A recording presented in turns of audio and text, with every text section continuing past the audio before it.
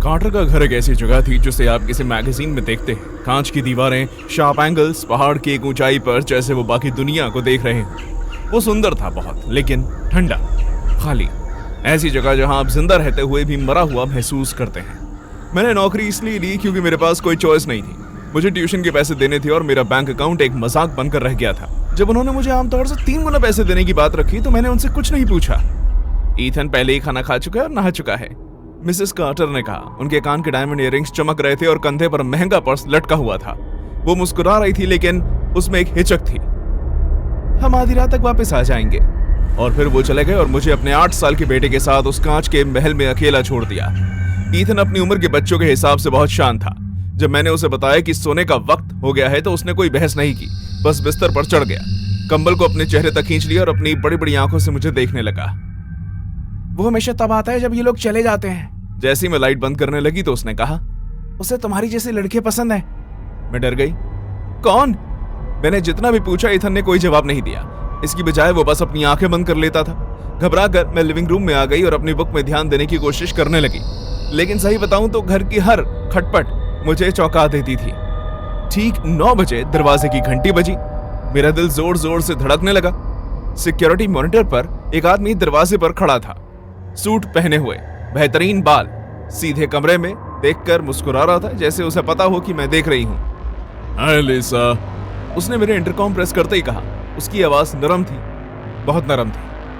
मैं Daniel, Ethan का uncle. मैंने पहले से रेचल को बताया हुआ है। मुझे बस स्टडी से कुछ किताबें उठानी है, मैं चला जाऊंगा। मुझे डर लगने लगा। मुझे बताया नहीं गया था कि कोई आने वाला है। चाहो तो फोन कर लो, उसने मुस्कुराते हुए कहा। वो तुम्हें सब सच बता देगी। मैंने फोन किया। मिसेस कार्टर ने दूसरी घंटी में ही फोन उठा लिया।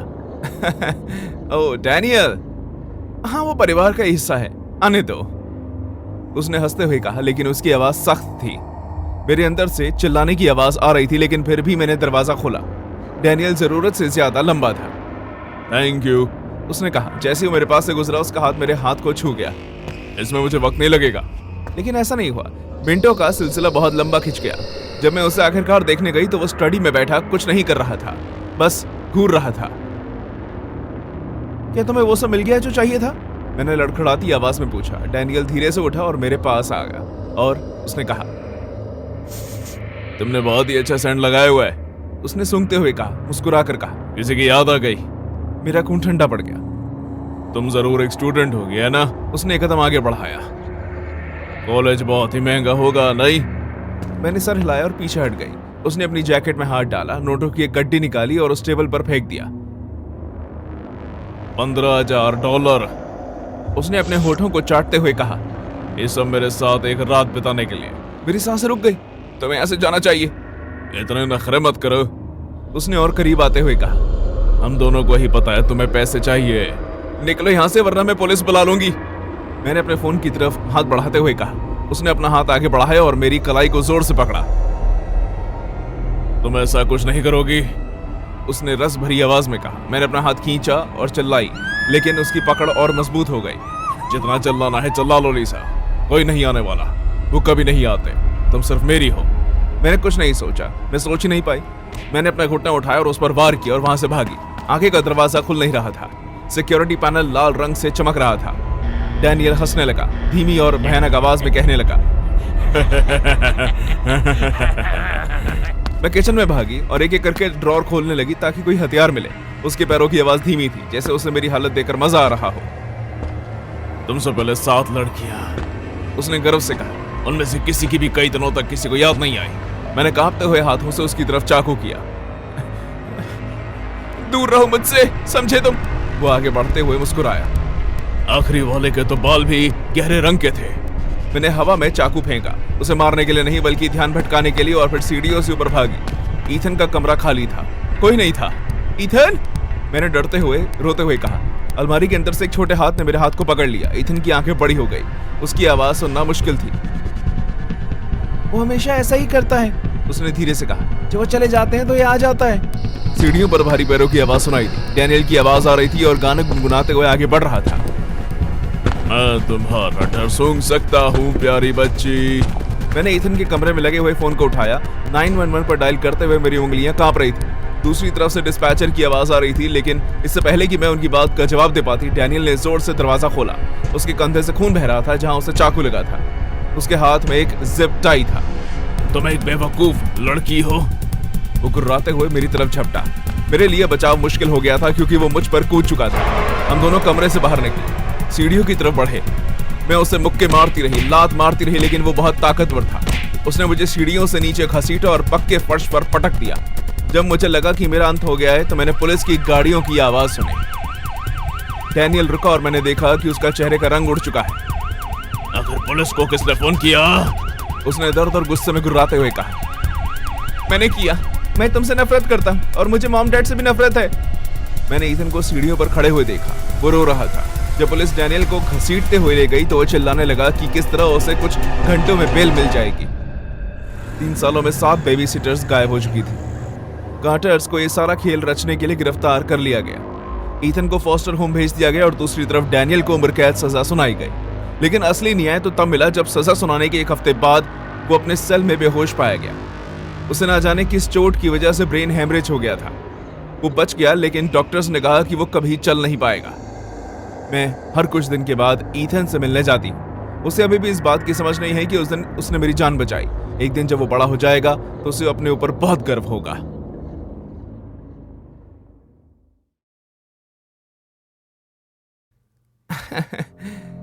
एमा बहुत ही अच्छी कहानियां बनाती हैं, मिसेस हेस ने हंसते हुए अपने डायमंड के इयररिंग्स को शीशे में देखते हुए कहा। उसकी एक भी बात पर विश्वास मत करना, वो बस एक दौर से गुजर रही है। मिस्टर हेस ने गाड़ी की चाबियां खनखाते हुए सर हिलाया। हालांकि वो बहुत अच्छी लड़की है, बस बहुत ज्यादा ही कल्पनाएं करती है। अटेंशन सीकर, थेरेपिस्ट उसे ये कहते हैं। मैंने मुस्कुराते हुए अपने बैग का पट्टा ठीक किया। उनका घर शानदार था, चिकनी दीवारों पर मॉडर्न आर्ट, ऐसा फर्नीचर जो कभी इस्तेमाल नहीं हुआ हो। वहाँ अजीब सा खालीपन था जो बहुत ज्यादा पैसे के साथ आता था। मुझे वहाँ हल्की हल्की घुटन सी होने लगी थी। हम आधी रात तक वापस आ जाएंगे, मिसेस हेस ने मुझसे आंखें चुराते हुए वादा किया। नंबर फ्रिज पर लिखे हुए हैं। तभी मेरा ध्यान उसकी तरफ गया। 9 साल की एमा नीले रंग के नाइट गाउन में सीढ़ियों पर खड़ी थी। परफेक्ट सुनहरे बाल और एक बच्चे के हिसाब से बहुत ही शैतानी आंखें। हाय एमा, मेरा नाम फियोना है, मैंने खिलखिलाते हुए कहा। वो मुझे देखकर मुस्कुराई नहीं, बस घूरती रही। उसने अपना सर एक तरफ झुकाया और वापस खेलने चली गई। शर्मीला बच्चा, मुझे लगा, लेकिन जैसा ही सामने का दरवाजा बंद हुआ उस बच्चे का बर्ताव बदल गया। तो मैं यहाँ नहीं आना चाहिए था फियोना, उसने सीरियस होकर कहा। मैं घबराते हुए हंसी। खैर, अब मैं आऊं, क्या तुम मुझे घर दिखाना चाहोगी? फायदा क्या है, उसने कंधे उचकाते हुए कहा। वैसे भी तुम मरने वाली हो। मैं उससे बस देखती रह गई जब उसने ये बात बड़ी आराम से सीढ़ियों से उतरते हुए कहा, जैसे उसने मौसम का हाल बताया। डिनर करते हुए एमा मुझे टेबल की दूसरी तरफ से देख रही थी, लेकिन उसने अपने खाने को हाथ नहीं लगाया। तो स्कूल में तुम्हारा मनपसंद सब्जेक्ट कौन सा है? मैंने हम दोनों के बीच की शांति को तोड़ते हुए पूछा। साइकोलॉजी, उसने फौरन जवाब दिया। मुझे ये पढ़ना पसंद है कि कैसे लोगों की सोच टूटती है। मैं सुनकर थोड़ा घबरा गई। ये तुम्हारी उम्र के हिसाब से बहुत बड़ी बात है। बाकियों ने भी यही कहा था। जाने से पहले उसने मटर को एक जगह से दूसरी जगह हिलाते हुए जवाब दिया। एमा, मैंने सख्ती से कहा, तुम्हारे पेरेंट्स ने बताया था कि तुम्हें कहानी बनाने का शौक है? उन्हें भी। जैसे उन्होंने कैसे मेरे असली पेरेंट्स होने की कहानी बनाई, तो फिर तुम्हारे असली पेरेंट्स कहाँ हैं? उसकी आंखें गहरी हो गई। उन्हें बैग में दफना दिया। मैंने डैड को गड्ढा खोदते हुए देखा था।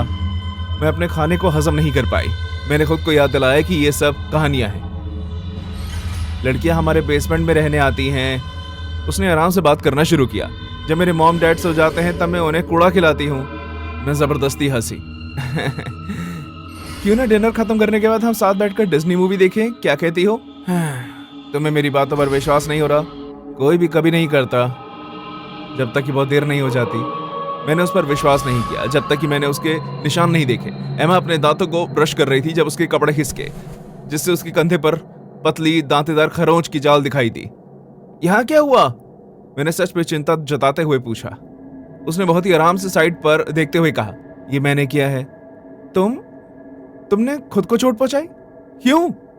प्रैक्टिस करने के लिए, उसने धीरे से कहा, ताकि मुझे पता हो।